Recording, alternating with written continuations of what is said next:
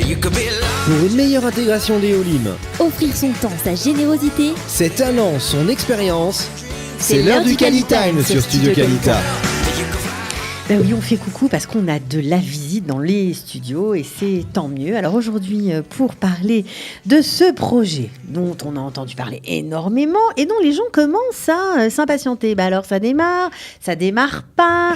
On en est où de Calitime, tout ce ramdam, alors. Bon, alors, patience, parce que vous avez été tellement nombreux à vous inscrire dans ce grand projet de bénévolat que ça prend du temps. Pour nous en parler, Sarah Bokertov, Cathy. Benkemoun. Bonjour Sarah, ça va ? Ça va très bien.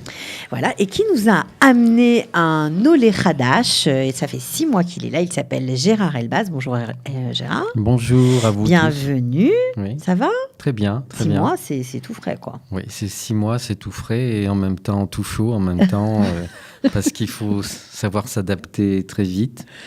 Et donc, Calitime m'a aidé dans le sens où je suis un petit peu bloqué au niveau de la parole. Mais on va y D'accord. revenir. Vous avez, grâce à une bénévole formidable qui s'est inscrite sur le Calitime pour donner de son temps, eh bien, elle vous a aidé, je crois, pour la langue, mais vous allez tout nous raconter tout de suite. Alors, on en est où, Sarah ? Ça démarre pas Ça C'est démarre. parti.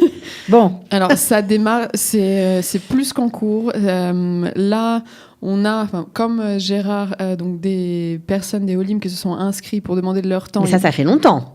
Voilà. Et donc maintenant, les bénévoles, depuis déjà 1 mois, les bénévoles appellent les Olim qui se sont inscrits pour demander de l'aide dans un certain domaine pour D'accord. pouvoir les aider.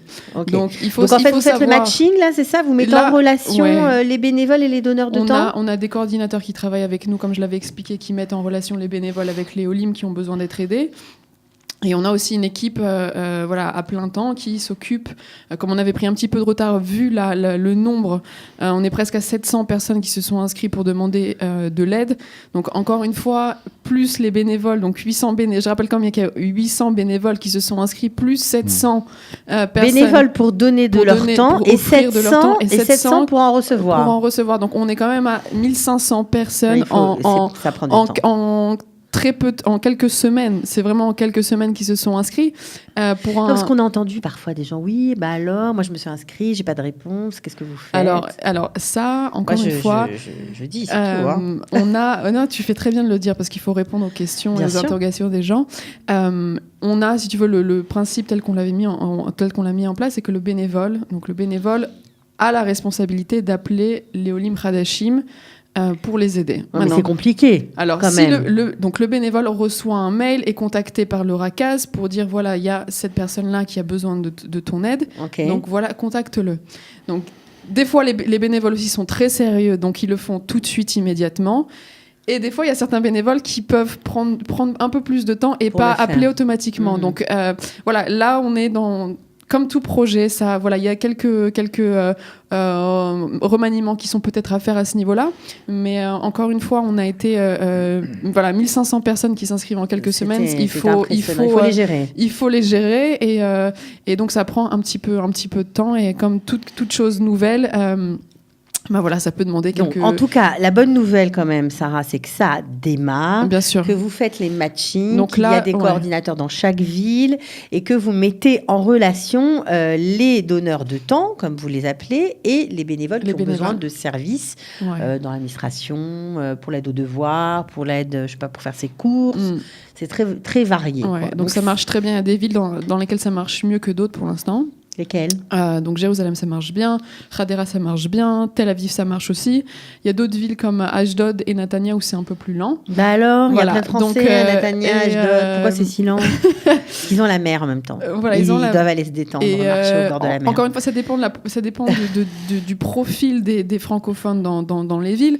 Donc voilà, nous aussi, ça nous permet de voir, de mieux connaître les attentes, que ce soit des Olim dans les différentes villes, et les bénévoles, les comportements des bénévoles aussi sont différents.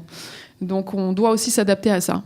D'accord. On peut encore s'inscrire ou c'est trop tard ? Oui, bien On sûr. peut Ouais, encore vous pouvez s'inscrire vous inscrire. sur comment on fait ? Sur le site www.calitime.org.il.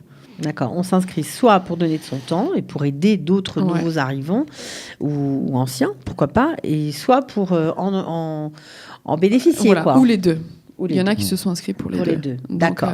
Alors, Gérard, vous Oui. nous avez dit être arrivé il y a 6 mois. Tout de suite, vous êtes inscrit sur Qualitime ? Non, il y a eu une période d'adaptation où je devais penser plus aux travaux qui étaient dans ma maison, dans mon appart. Et ensuite, quand je me suis inscrit pour suivre un Ulpan, je me suis rendu compte que j'avais beaucoup de difficultés pour sortir des mots que dans ma tête... Pour parler, en pour fait. parler. Donc j'arrive bien à lire l'hébreu, à le comprendre, à comprendre les textes, mais de parler, j'étais vraiment bloqué parce que dans ma tête, les mots français venaient repousser les mots hébreux, même si je les connaissais. Et donc j'ai écrit à Qualitime et j'ai demandé une aide pour pouvoir me débloquer. Converser, c'est ça ? Des cours de conversation, vous avez demandé ? J'ai demandé des cours de conversation, mais de faire des phrases simples avec un sujet, un verbe, un complément. Parce que c'est vrai que dans ma vie, je suis un communicant et que je suis un être du présent et j'aime bien sentir la foule, sentir les gens, leur parler. Sans la langue, c'est compliqué. C'est compliqué. Ok. Alors, est-ce que vous avez été mis en contact avec une bénévole ? Racontez-nous exactement comment ça s'est passé. Alors, j'ai eu un coup de fil de Maggie. Donc, c'est une psychologue qui m'a contacté. Une bénévole. Et donc, qui m'a donné rendez-vous. Ça veut dire qu'elle, auparavant, s'était inscrite en donneuse Voilà. de temps sur le site. Ok. Pour des cours de conversation en hébreu. Voilà. Pour des cours de conversation. Et Donc, qui a fait le matching ? C'est vous ou c'est le Anne Raquezet. RACAZ ? C'est Anne Raquezet qui a fait le matching. Bravo. Ok. J'allais dire, j'ai de la C'est chance. comme un Shido. On s'est vraiment trouvé La bonne personne la bonne pour, personne en fonction de l'âge, en fonction du quartier, etc. Ça marche vraiment comme un Shido. Donc, on vous met en contact. On me met en contact, donc elle me donne son adresse. Elle a voulu que ça se passe chez elle, peut-être pour qu'elle soit plus décontractée. Non, c'est plus facile. Plus tout facile, simplement, ouais. voilà, que ce soit moi qui me déplace. C'était une place où son habitation, c'est autour d'une place et j'arrivais pas bien à trouver l'adresse exacte. Et donc, elle m'attendait au seuil de sa maison. Elle m'a Sympa. fait des petits signes et donc j'ai pu rentrer chez elle. Et voilà, donc le cours après a commencé. Elle a bien saisi quelle personnalité j'avais. Et donc, elle s'est rendue compte que j'apprenais l'hébreu comme une langue morte, comme du latin. Elle m'a dit que donc, je devais faire un effort pour écouter des émissions sur YouTube ou alors, quand je faisais un exercice en hébreu, de parler à haute voix pour entendre l'hébreu. Parce que mon oreille n'était pas habituée aux mots qui étaient dits. Et donc, je retenais 1 ou 2, 3 mots, et puis le reste de la phrase passait à travers sans que si vous voulez, j'écoutais, mais sans entendre, vraiment. C'est ça. Ok. C'est comme quand on a l'habitude de voir l'hébreu, de voir des lettres en hébreu, pour ceux qui ne savent pas lire et qui sont habitués depuis des années à voir l'hébreu sans comprendre. Et du coup, après, quand on doit vraiment se mettre à lire, c'est compliqué. C'est bon. Alors, ça vous a fait du bien ? Ça vous a rassuré ? Oui, elle m'a rassuré en me disant que bon, il y aura à un certain moment un déclic, mais qu'il y avait quand même un effort de ma part pour écouter des émissions, pour comprendre quand même, quand je faisais un exercice, je faisais l'exercice quelquefois sans comprendre les phrases. C'est quoi la différence avec l'Ulpan ? Alors, l'Ulpan, ça nous donne une structure importante au niveau de la grammaire, au niveau aussi de parler, mais comme il y a beaucoup de monde et que je suis, j'allais dire, entre guillemets, un petit peu timide, je ne veux pas faire de fautes, alors je suis bloqué. Donc là, d'être en tête à tête avec une francophone qui vous comprend, oui. c'est quelque chose de rassurant. Ouais, c'est quelque chose qui va vous permettre, vous le sentez, d'avancer. Oui, c'est confortable d'abord parce qu'on est à côté d'une personne qui peut vous corriger. Et j'aime bien quand la personne est sévère avec moi et qu'elle m'indique un petit peu les racines à travers les mots pour les comprendre. Je pense qu'en 1 heure et demie, j'ai déjà compris vous savez, quel est le but que je dois viser? Vous savez, un intellectuel, il faut qu'il ait un but, il faut qu'il ait une raison d'avancer. Et donc, je sais que si je me trompe au niveau de viser sur la cible, je sais qu'à un certain moment, je vais viser juste. Voilà. Ok, donc ça vous donne un peu de champ, on va dire. Vous voyez dans quelle direction avancer.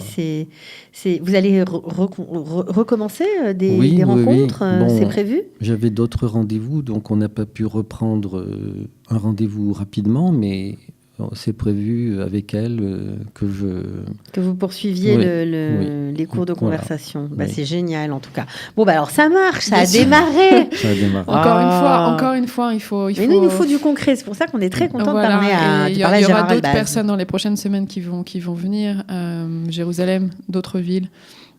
À la fois les bénévoles et les Olim Hadashim qui vont venir, ceux qui se sont rencontrés, voilà, pour montrer l'importance que Kali Time, c'est un énorme projet. Que Kali Time, c'est un très très gros projet, et encore une fois, il y a énormément, 1500 personnes à gérer en quelques jours. C'est pas une tâche facile, c'est une tâche extrêmement ambitieuse, et vaut mieux des fois prendre un peu plus de temps au début, et ensuite pour que mettre le projet pour que sur les choses bonnes rails. soient, pour que les rails soient bien, pour que les fondations soient bien faites, soient bien construites. Non, mais c'est vrai qu'on comprend si la coordinatrice doit récupérer les profils des donneurs de temps, les profils de ceux qui ont besoin d'être aidés, et les appeler. Donc chacun, on explique pour que les gens comprennent s'ils attendent d'être contactés. Et ça reste aussi, il faut le dire, c'est du bénévolat. Donc les gens, les bénévoles, il y en a qui sont très sérieux, qui prennent leur rôle de manière très professionnelle. Il y en a qui sont un peu plus cool aussi. Donc il faut que nous on puisse gérer ça, et ça c'est des choses qu'on découvre au fur et à mesure. Donc en fonction de ça, on transformera, on va ajuster, etc. Okay. Donc mais le projet, comme Gérard le montre, c'est que ça, le fait d'avoir quelqu'un qui a une culture identique, on a les mêmes repères, les francophones, on a quand même les mêmes repères, donc c'est quand même rassurant. Et mais voilà, ça peut vraiment faire une différence dans le quotidien des Olim Hadashim. C'est sûr. Alors là, on a parlé de cours de conversation, mais il y a bien sûr de l'aide aux devoirs, invitation pour Shabbat aussi, administratif, invitation pour Shabbat, quoi d'autre? Il y en a qui nous ont demandé qui cherchent un mari Shidurim, donc je tiens à le préciser. Pour l'instant, c'est hors du champ de Kali Time. Peut-être dans le futur, j'ai juste à le préciser, parce qu'on a eu plusieurs personnes qui nous ont, soit des célibataires, soit des personnes divorcées qui cherchent à se marier ou à se remarier. Donc je vais quand même tiens à le préciser. Kali Time, en tout cas pour le moment, c'est si on arrive entre guillemets sans le vouloir, ce serait extraordinaire. Mais pour l'instant, c'est pas le but. C'est pas pour l'instant la vocation de Kali Time, peut-être dans le futur, mais en tout cas pas pour le moment. Pas pour l'instant. Bon, en tout cas, bravo. On est content de voir que ça y est, c'est parti. C'est bien parti. Donc, patientez si vous n'avez pas été encore contacté, mais dans les jours qui viennent, je suis sûre que ce sera fait, et pour vous aussi, ça va démarrer. Donc, préparez-vous.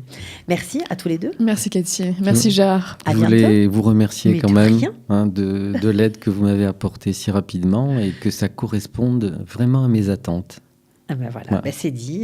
C'est tout à l'honneur de Sarah, de son équipe, et de tout le Kali Time. Voilà, merci beaucoup, à bientôt. Merci beaucoup. Merci. Au revoir.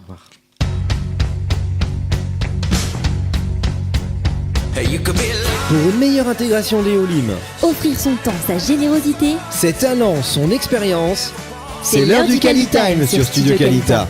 You know you're cool.